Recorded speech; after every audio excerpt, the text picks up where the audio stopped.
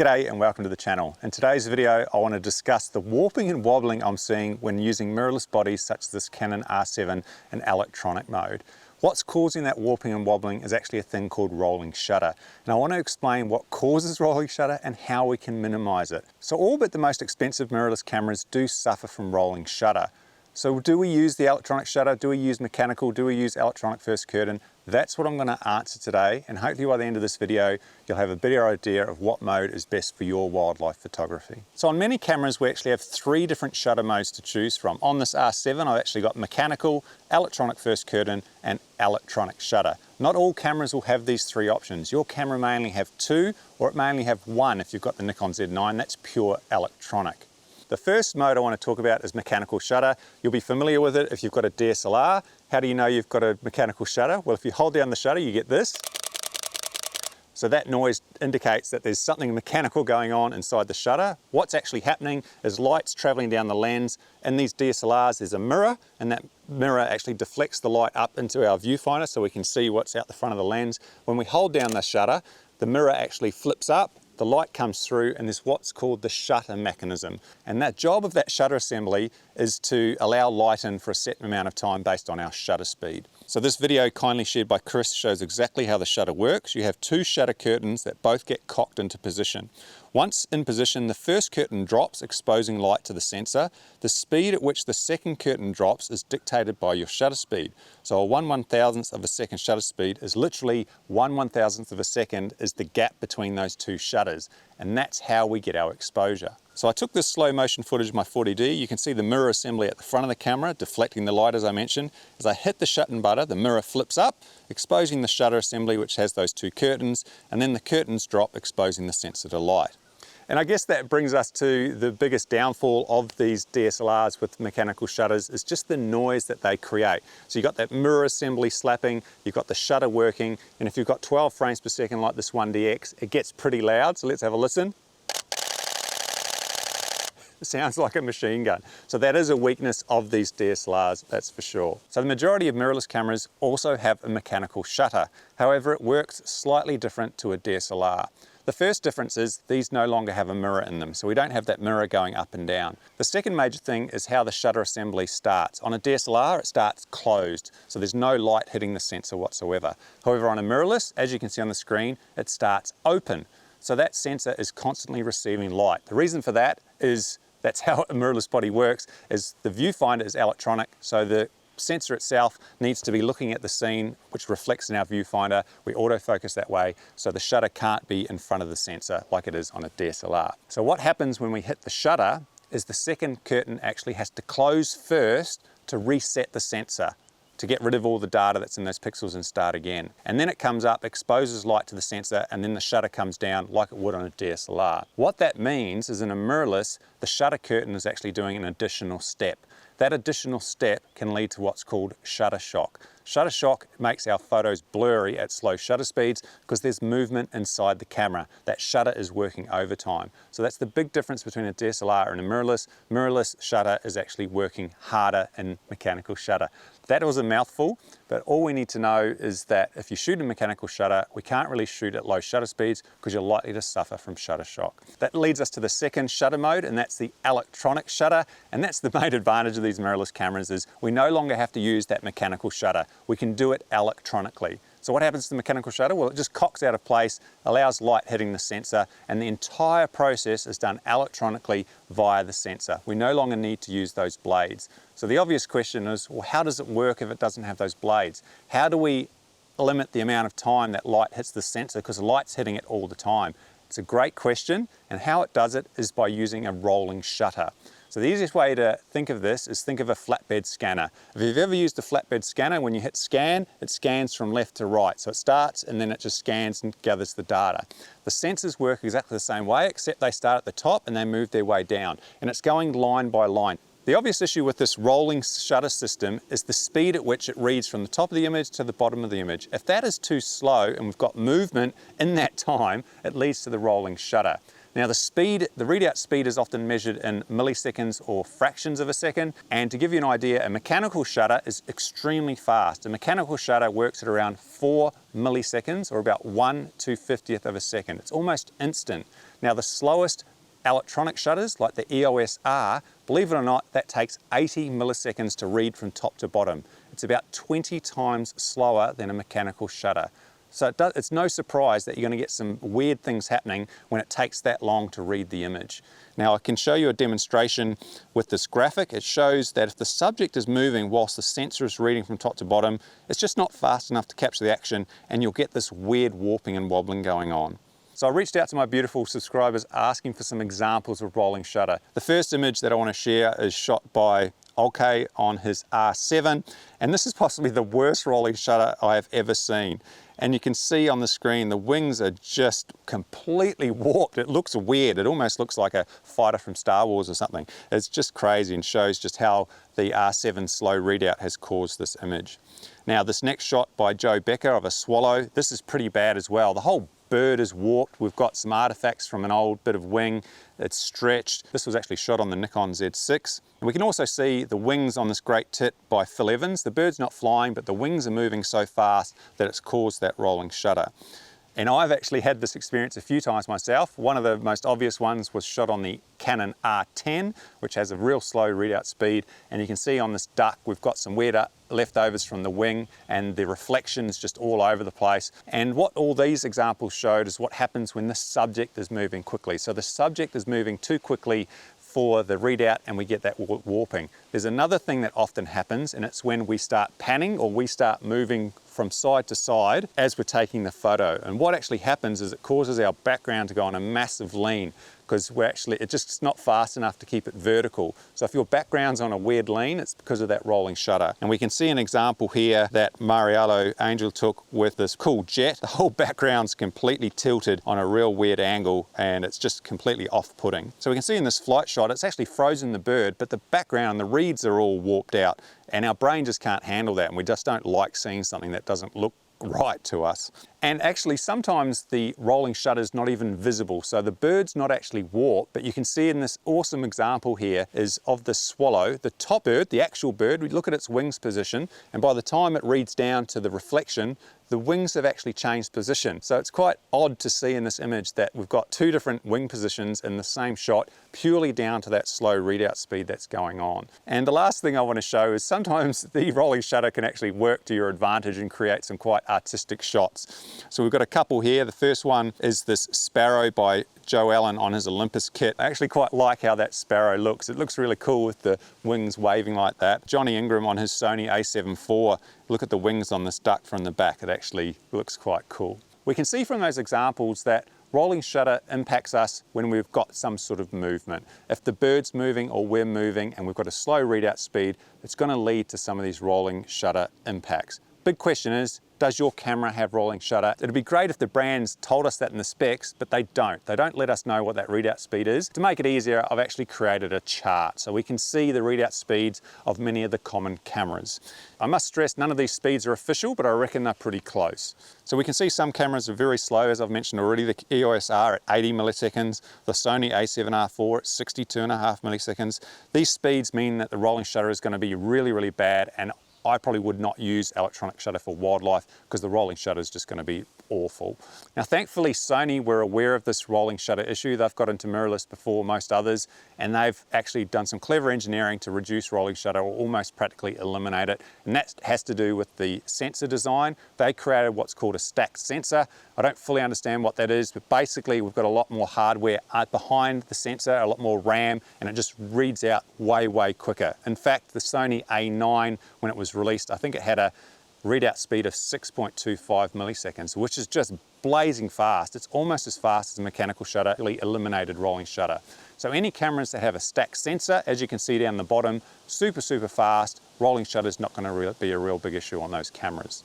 And you'll probably notice that Canon's latest two APS-C mirrorless bodies, so this Canon R7 and the Canon R10, which I know many of you have and many people are buying, these are actually still pretty slow. I think the R7 has 31 milliseconds and the R10 is 40. and that goes to explain why I'm experiencing so much warping and wobbling on these cameras and electronic shutter, and probably why you are as well. Now the Canon R5 performs extremely well for being a front side illuminated sensor at 15.5 milliseconds, and the R6 is not far behind. And I actually use electronic shutter the majority of the time on those cameras, and I don't experience rolling shutter that much. So it appears sort of 20 milliseconds plus is where we run into most of those issues. All right, so I just want to quickly demonstrate the difference in the readout speed, and I'm going to do this by photographing the blades on my drone, which spin very, very fast. Here's a shot taking in mechanical shutter at 1/8,000th of a second. Now it can't even freeze it at that speed. We do have some motion blur, but we can clearly see those two blades. So what is this going to look like when I switch to electronic shutter on the R7? So we've got a readout speed of around 31 milliseconds. Let's have a look what it looks like. And as you can see, the rolling shutter has completely warped those blades. We can't even see two blades. There's just multiple lines there. Now, if I jump over to the R5, which has the fastest readout speed of any camera I own, which is around 15.5, it has improved drastically. We've got a couple of blades. We're still seeing some rolling shutter, but it's nowhere near as bad as the R7. All right, so let's have a look at all of the cameras at once. The worst by far, the R10, then the R7, then the R6, then the R5. And if I had the Z9 on here, it would probably look almost identical to the mechanical shutter. So that obviously gives you an idea of how the readout speed directly correlates to how much rolling shutter you're going to get. So you'll notice at the bottom I've got global shutter there, and it says 0 milliseconds. What does that mean? Well, instead of being rolling, instead of going from top to bottom, on a global shutter, we just simply hit the shutter and it captures the images at once. It freezes the whole image and records that data, so there's no rolling shutter at all. Why don't we have it? Well, it comes down to a memory issue. It's just, I don't think we have the memory capacity at the moment to be able to get all that data onto the memory card and through the buffer. And I'm sure it will happen in the future. Fingers crossed the R1 has a global shutter, who knows, but we will have it in the future, and rolling shutter will be a thing of the past. Okay, so the next thing that majorly influences rolling shutter and causes it for us in wildlife is the actual movement of the camera, because we're often shooting handheld. And if we're moving around, if we make any slight movements during the exposure as it's reading out, we're going to get rolling shutter. And for me, I'm not that strong and I shake quite a lot, especially with heavier lenses. So if I can't hold this steady, rock still, I'm going to get rolling shutter. And you'll see this example. I had a quick shot in my backyard yesterday with the Canon R10, and you can see it with these two butterflies. If I go from one image to the next, it starts stretching. You can see the difference in these two images. So the subject's not moving, the subject is stationary, but I am moving. Because I've moved up and down, the sensor has actually warped the image as I've taken it.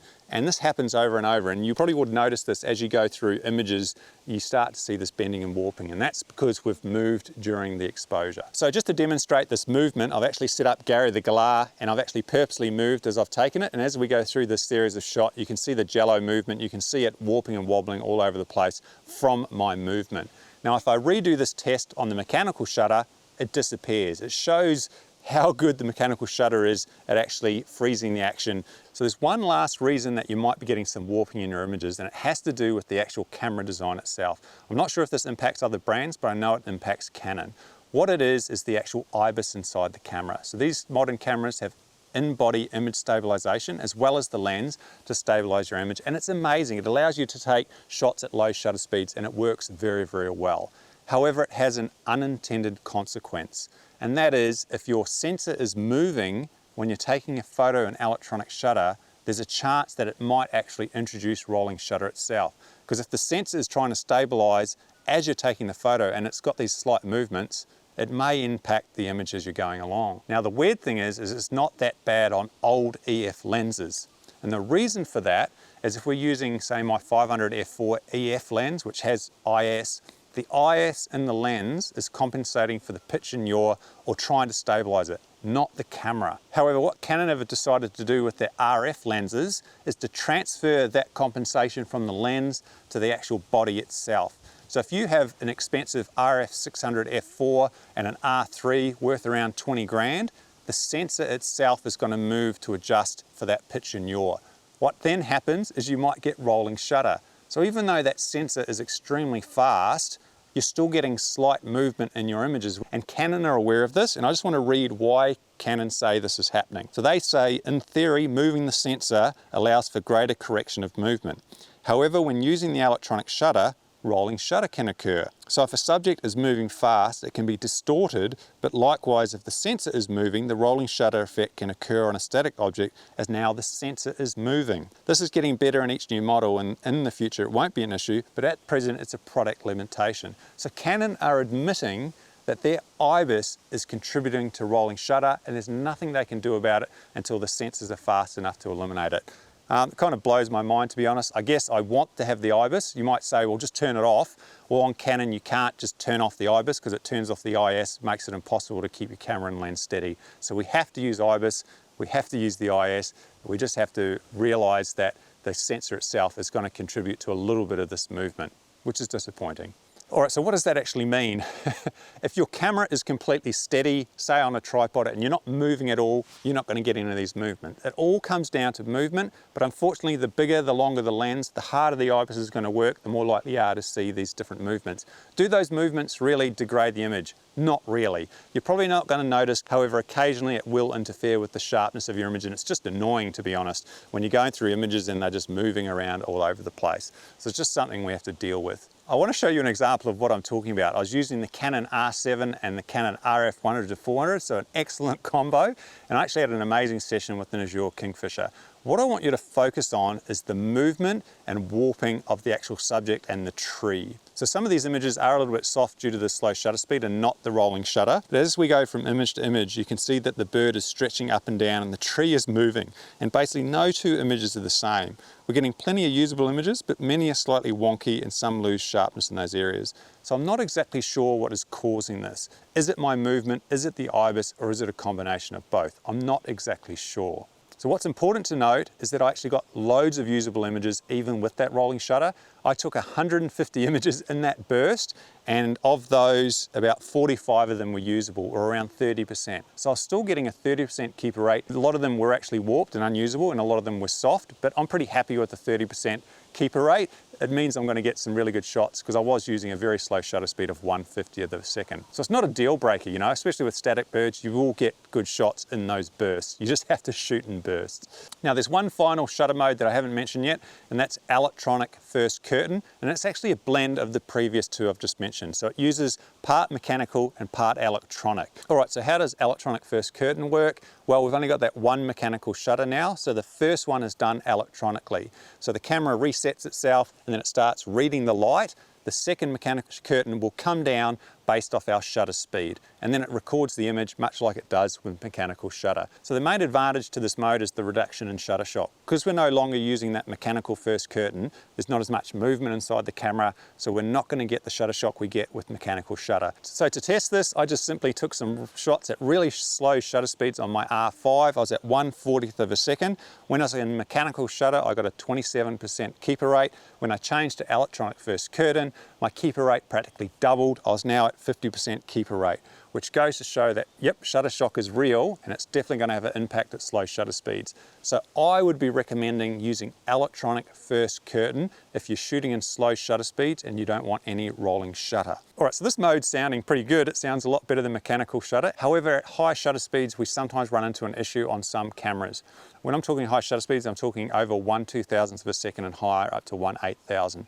On certain cameras, you're going to get some weird artifacts in your background and your bokeh circles aren't going to quite look right. I personally haven't really seen this. I've shot at 1/8000 on the R5 and the R7, and here's a comparison at 1/8000. One's in mechanical, one's in electronic first curtain. I'm struggling to tell a difference between the two, to be honest, but if you look it up on the internet, you will see that there are some differences on certain cameras. So the best thing to do would just grab your camera, go outside, take some shots at high shutter speeds, so 1/2000th and above, and compare them and see if you can see any difference in the background. If you don't see any difference, then I reckon you'll be fine using electronic first curtain. You could always just change to mechanical if you're shooting really high shutter speeds if you wanted to.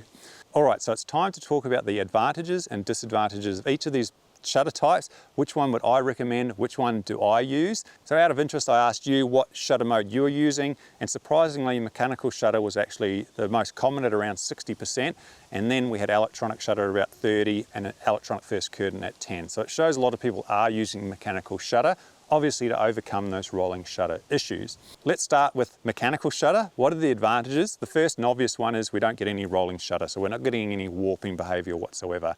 Also on some cameras, we get the full 14-bit file. I know on the R5, when you shoot an electronic, it reduces it to 12-bit. However, I think on these more modern cameras, there's no difference at all, but it's just something to be aware of. So let's talk about the disadvantages, and there are many. The first one, the most obvious one, is just the noise. So on my R7 here, we get 15 frames per second. It is quite loud and it is going to disturb wildlife. It's also going to have wear, so it is mechanical, it is moving parts. Some cameras are much better. That 1DX I showed, I think that's 300,000 plus actuations. I can't remember exactly what this R7 is, maybe it's 150,000, but they'll vary, 100,000, etc. So it can break down, it can be expensive to replace those shutter mechanisms. So the next limitation is just our frames per second. What's the maximum frames per second? We're limited due to the mechanical nature of it. I think the fastest at the moment may be 16 frames per second on the 1DX. This R7 is obviously 15, which is plenty for most people and it's plenty for me. However, electronic allows us to go much, much faster. So the other thing is shutter shock, mainly at low shutter speeds. Because we've got that extra curtain movement, we're going to get more shake, which results in a lot more soft images, which is a real annoyance on that mechanical shutter. And the last thing is your FPS can actually drop based on how much battery you have and also the type of lens you have. So I know on the R5, if you're using an old EF lens, it often gets reduced well down, whereas an electronic shutter, you can usually get the full 20 or 15 frames per second. Okay, so what are the advantages of electronic first curtain? Well, they're the same as mechanical. We no longer have rolling shutter and we actually have reduced shutter shock, which is good. The disadvantages are the same as mechanical shutter, but we also may have that weird artifacts and backgrounds at high shutter speeds. So that's our disadvantages to electronic first curtain. All right, so the next shutter is our electronic shutter, and the advantages are numerous. The most obvious one is that it's completely silent. So we can shoot wildlife without disturbing them, and that's a really, really cool feature. The second thing is there's no moving parts whatsoever, so the shutter mechanism isn't going to break down, which is good. We can also have really high frames per second, obviously the 30 frames per second of this body, they'll be higher in the future. We also get that really cool pre-burst feature where we can take shots before we take shots. So as we have to press the shutter, it starts taking photos, and that technology will improve as we're going along, which will mean we'll miss less shots. And you also often get the full frames per second regardless of how much battery you have. All right, so the main disadvantage of the electronic shutter is clearly the rolling shutter. If you have a slow readout speed, you're going to get the warping, you're going to get the wobbling. If you move at all, you're going to get those weird things happening. Thankfully, this isn't going to be an issue in the future. And if you've got the Z9, the A1, the R3, you don't have these rolling shutter issues. But at the moment, we do have to deal with it if you've got an older camera or a slow readout speed. And the last disadvantage of an electronic shutter is if your camera doesn't have an audible shutter, like the R5 and the R6, often you don't know how many shots you're taking. People like that feedback. So if your camera doesn't have an audible shutter, that is an annoyance. Thankfully, I think they're all going to have audible shutter in the future because we realize how useful it is, but on certain bodies that can be a pain. All right, so what shutter mode should we use on mirrorless cameras for wildlife? Well, if you've got a stacked sensor, I would be using electronic shutter 100% of the time. You get all the advantages of electronic shutter and you don't really get any rolling shutter, which is great. In fact, I use electronic shutter nearly all the time on my Canon R5 because it's pretty fast. If I am shooting something really, really fast moving, I might go to electronic first curtain or mechanical, but the majority of the time I just leave it in electronic shutter. All right, so if I'm shooting with a Canon R7 or an R10 or a camera with a slow readout speed, I'm going to be shooting an electronic first curtain the majority of the time. That's what my default's going to be. That's what I'm going to be shooting in. If I do happen to come across a bird or a subject that's a little bit flighty, I'm going to change to electronic shutter and I'll just put up with the rolling shutter to avoid scaring that subject. So one feature to enable you to switch quickly between electronic first curtain and electronic shutter is you could set up custom functions on your camera. So most of these cameras will have a C1, C2. One could be mechanical, one could be electronic, one could be electronic first curtain. You can set it up how you want. Canon also have a silent shooting feature. So you could assign one button to be silent shooting and you can just simply hit that button once and it actually switches to electronic shutter. You're not going to get any noise whatsoever, however. It's going to be completely silent, and just remember to switch it back because if you leave it on silent, the shutter doesn't come down and protect the sensor when you change lenses. So just something to be aware of. So the only time I would consider shooting in mechanical shutter would be at really high shutter speeds if I had an issue with those background artifacts that I mentioned in electronic first curtain. Otherwise, I just think electronic first curtain offers the advantage of that no shutter shock. Well, that was a really fun video to make. I actually learned a lot, and I want to stress that I'm not an expert. I've just done the research, created the video. If I got anything wrong, let me know in the comments. I'm always willing to learn. I hope you got something out of it. I'm curious to know what shutter mode you're shooting in. Did you find this helpful? Is rolling shutter an issue for you? You know, I just really enjoy this type of content where I'm helping you, you're helping me, and we're all learning together. If you want to support the channel and you want to help me continue making these videos, you can become a paid member for less than the price of a cup of coffee per month. Thanks to those members that are already a member. You can tell by that little bird next to their name, that means they're a paying member. You can also do that little super thanks button if you want to make a one-off donation. Thanks again to all the subscribers, thanks to our community. Get out there, take some photos of birds, happy birding, and see you in the next one. See you later.